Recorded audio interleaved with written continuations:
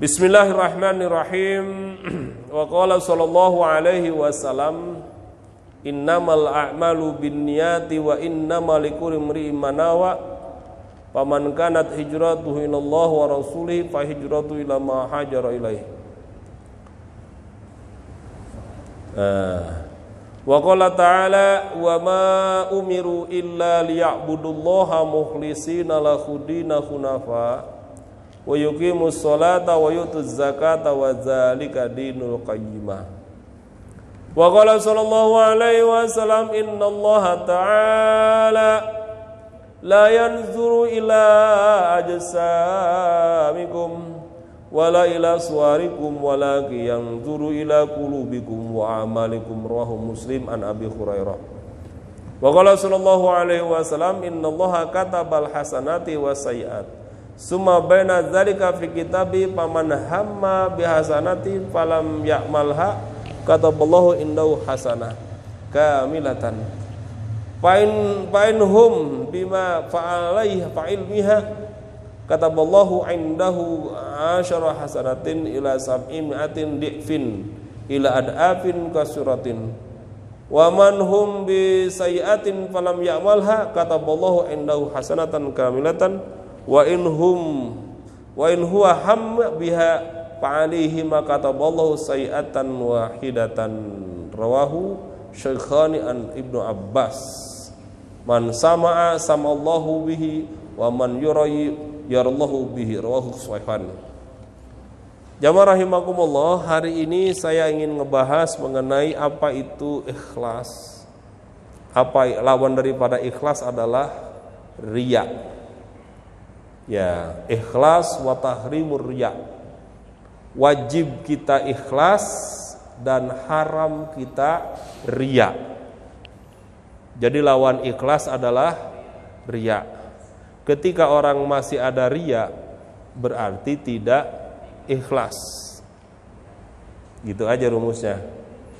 Gua mau ikhlas banget, belum ikhlas. Gua bener ikhlas banget, belum ikhlas.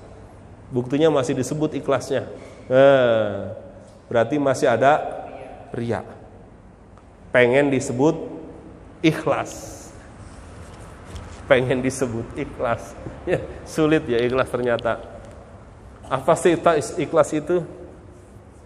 Segala amalan nih secara bahasa nih. Segala amalan yang itu diniatkan karena Allah. Tuh, mukhlisina lahu dinahu nafa. Itu namanya ikhlas. Jadi dia enggak berharap apa-apa. Itu ikhlas. Kayak bapak-bapak duduk di majelis, udah tahu materinya, udah tahu. Bahkan mondoknya 18 tahun. Tapi bukan masalah itu yang dicari. Bukan masalah dia belum tahu kemudian dia cari tahu, karena udah tahu dia. Yang dia lakukan datang ke masjid, duduk di masjid, iktikaf di masjid, ngikutin taklim untuk dapat cinta dan ridho Allah. Kemarin kita sudah bahas cinta. Sekarang kita bahas ridho. Cinta dan ridho ini harus sejalan, Pak. Kalau orang sudah cinta, pasti ridho. Mengharap ridho harus menuju cinta. Nah, jadi kalau pengen dapat ridho itu cinta dulu kejar. Moal-moal menang ridho mun teu aya cinta, cek orang Sunda. Jika seperti seorang pemuda ya jatuh cinta pada seorang wanita cantik, cinta Pak dia, dedeh cek orang Sunda mah, bogoh, dah cinta dari ujung hati dan dari lubuk dalam hati terdalam dia cinta kepada seorang wanita. Kata wanitanya, kata yang dia cintai, bang beliin martabak enak banget bang. Coba tuh seorang laki-laki yang cinta sama wanita tersebut, dibeliin nggak? Beliin. Hah? Pasti dibeliin. Pas dimakan seneng banget. Kenapa seneng? Ridho. Berapa juta pun kalau emang ada, beliin. Dan begitu dimakan atau dipakai, itulah cinta. Kalau sudah cinta pasti redo. Tuh. Itu yang harus kita bangun, Pak. Ketika kita cinta sama majlis, walaupun hujan rintik-rintik, lautan bergelombang, dia akan datang, Pak. Karena sudah cinta. Dalam bahasa Arabnya mahabbah. Mahabbah. Karena dia betul-betul mahabbah kepada ilmu. Seperti Bapak datang umroh, haji, ziarah ke makam Rasulullah. Jauh, Pak. Perjalanan pesawat aja 10 jam. Udah gitu sekarang di sono peraturannya ketat banget. Segala apa ge diada-adain. Romannya umat Islam teh masuk ke Haromain teh dipersulit banget romannya. Tapi karena mahabbah cinta pada Rasulullah lewat. Bahkan ada yang sampai terdampar, Pak. Dibuangin kemarin tuh musim haji, sampai dosen dari Madura itu meninggal dunia di padang pasir itu. Ya, sampai dibuangin itu ke gurun pasir dengan berbagai macam alasan. Tapi karena mahabbah, dia ridho, Pak. Cinta pada Allah dia lakukan. Walaupun tidak sampai ke apa yang dikejar. Tapi Allah sudah catat kalau dia berbuat baik. Itu aja kita mah prinsipnya. Nah disitulah, Pak, titik ikhlas akan kita raih kalau kita sudah punya jiwa cinta. Ibadah karena Allah, kalau cinta itu resep. Ngaji karena cinta pada Allah, resep ngaji. Mual ada bahasa begini, dari dulu sampai sekarang ngaji gitu-gitu baik. Lah emang ngaji gimana? Masalahnya bukan itu, Pak. Sekarang Bapak berusaha untuk mendapatkan ilmu setinggi langit. Ilmu kita cari nih. Lah kalau bocah baru usia 12 tahun sampai 20 tahun sih insya Allah, Pak, daya serap ilmunya bagus. Lah kalau udah 50 ke atas, di sini ingat sampai rumah lupa. Karena yang dicari bukan lagi tahu atau tidak tahu, Pak. Yang dicari karena mahabbah, cinta, ridho ilahi rabbi. Mukhlisina lahudin. Orang kalau udah tua apa? Ya Allah. Kemarin kan Ustadz Ajib udah bahas tuh. Ruh kalau dipisahkan dengan jasad itu cerdas. Ingat gak bahasannya? Ruh ketika dipisahkan dengan jasad itu cerdas. Dari mulai dia lahir ke bumi sampai dia meninggal dunia, dia catat semua amalnya. Ingat orang yang lupa. Tapi kalau masih nempel sama jasad, belet. Tahu belet? Ya susah banget nangkep pengetahuan teh. Orang mudeng. Orang mau mudeng. Orang mau apal. Apalagi makin tua, jasad makin, fisik kita makin lemah. Lah makin lemot. Iya, makin tua, orang lah makin lemot, Pak. Daya ingetnya, makanya kalau aki-aki di rumah ambek-ambekan mulu, jangan diomelin lagi, cu, ya. Ini kadang-kadang aki-aki lagi marah, cucunya ikut marah, salah. Karena dia mah lemot pahamnya. Aki-aki marah-marah kasih makan, kasih kopi. Apa yang dia hobi, diem. Kudu ngerti kita. Tuh, karena emang otaknya segitu doang udah. Makin tua, makin lemot, ujung-ujungnya jadi pikun. Ora inget pisan. Ya, udah makan ngakunya Belum. Tuh. Begitulah fisik. Fisik mah punya keterbatasan. Otak fisik mah punya keterbatasan, tapi ruh cerdas. Subhanallah. Tuh, maka nggak aneh Pak, udah orang-orang seusia kita mau udah datang ke masjid. Ngapa Ki mau ke masjid? Mau taklim. Kenapa taklim? Mencari ridho Allah. Dasarnya apa cari ridho Allah? Cinta. Tuh, untuk mendapatkan cinta, ikhlas. Maka kita harus mengkaji ikhlas. Tuh, ikhlas terus menuju cinta akan dapat ridho. Baru sampai titik namanya wali. Atau yang disebut dengan aulia. Tidak mesti harus bajunya bagus jadi aulia. Karena yang dinilai bukan pakaian. Di sini Rasulullah SAW bersabda, wa qala sallallahu alaihi wasallam, innallaha ta'ala la yanzuru ila adsamikum wala ila suwarikum walakin yanzuru ila qulubikum wa a'malikum. Sesungguhnya Allah itu tidak melihat jasad, tapi atau wajahmu, rupa ganteng atau tidak gantengnya wajahmu. Walakin yanzuru ila qulubikum, hatimu, wa a'malikum, dan amalmu. Ingat, hati dan amal. Ada orang Pak hatinya baik hatinya tapi diem be.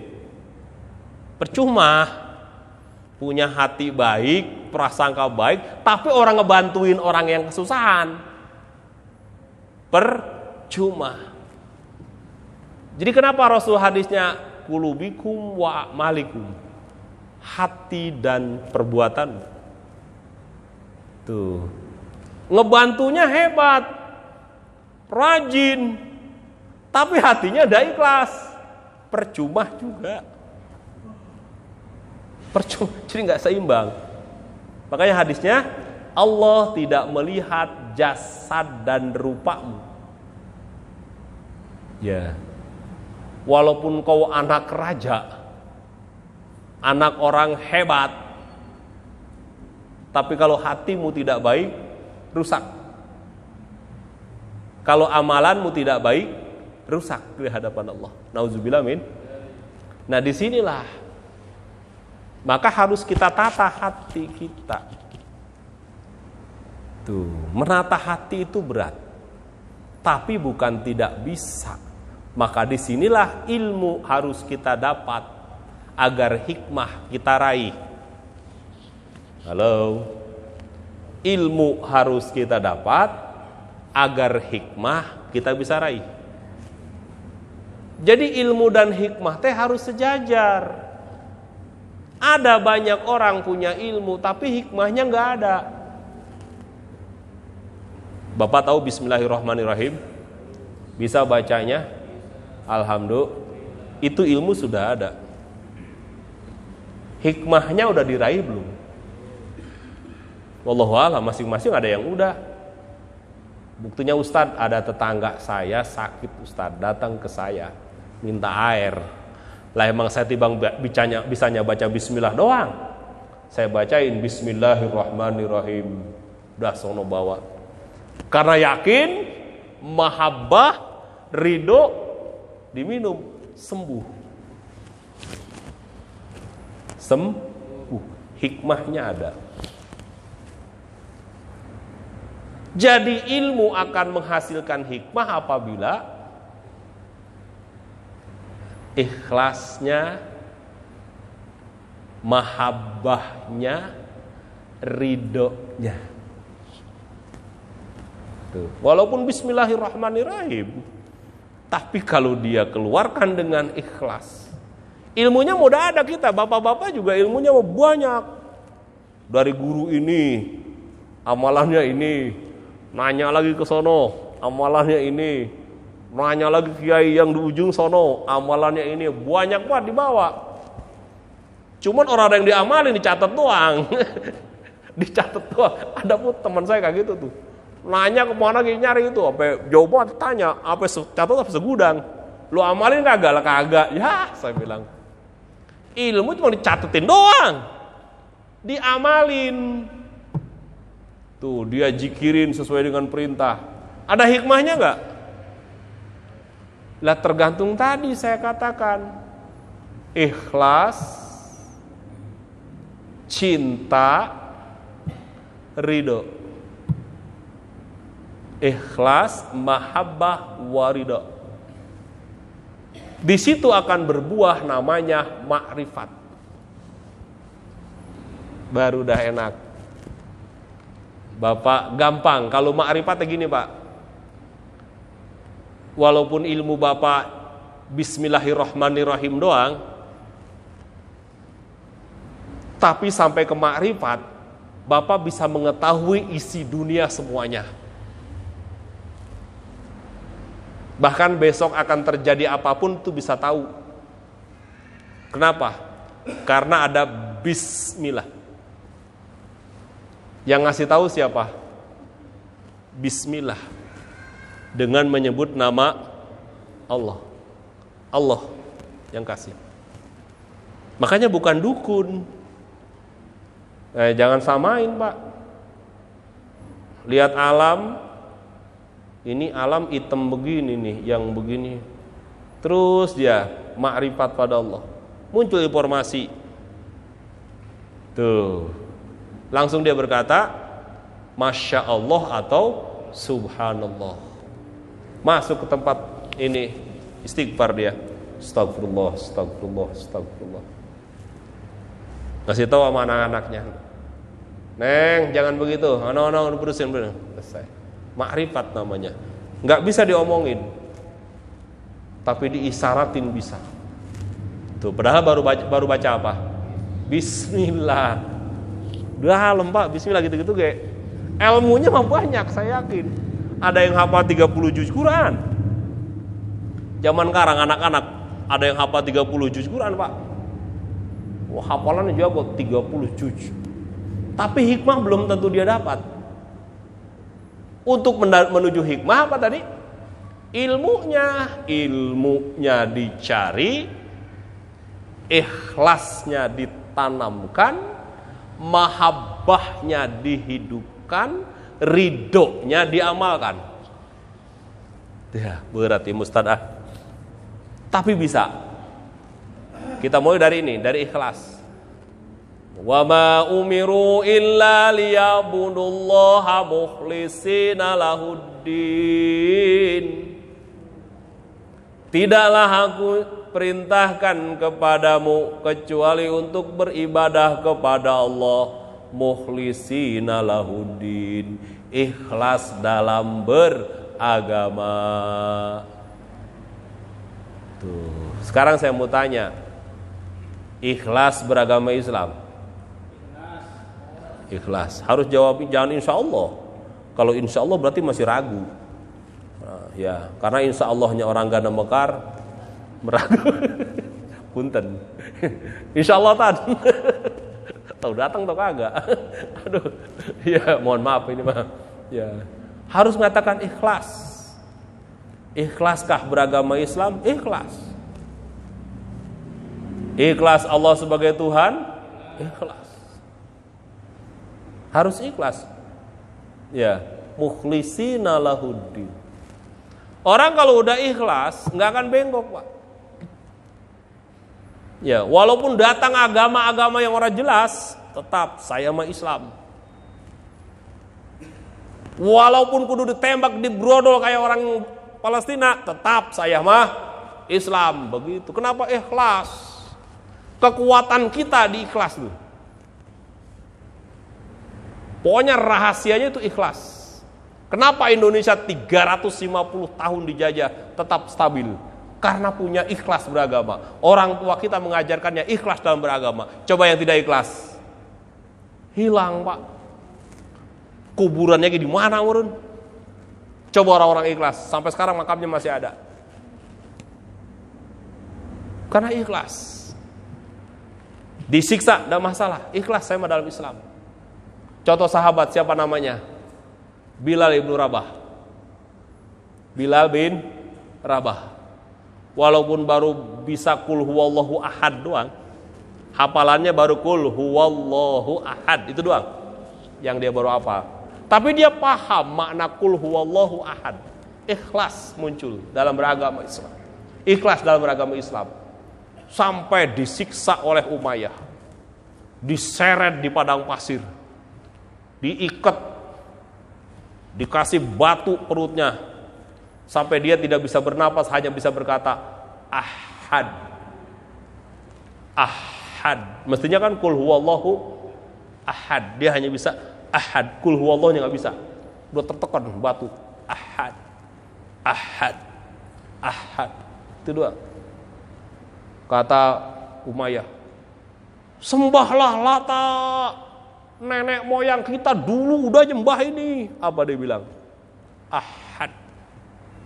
Nih Uja, ahad. Tetap dia tidak mau. Tuh, itu mukhlisin Allahuddin. Akhirnya apa? Pertolongan Allah datang. Datang Sayyidina Abu Bakar Siddiq.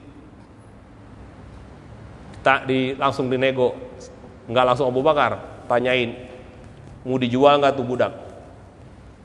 Wahai Maya, Abu Bakar Siddiq mau beli, kamu punya budak, apakah kau jual? Ya akan ku jual, segini.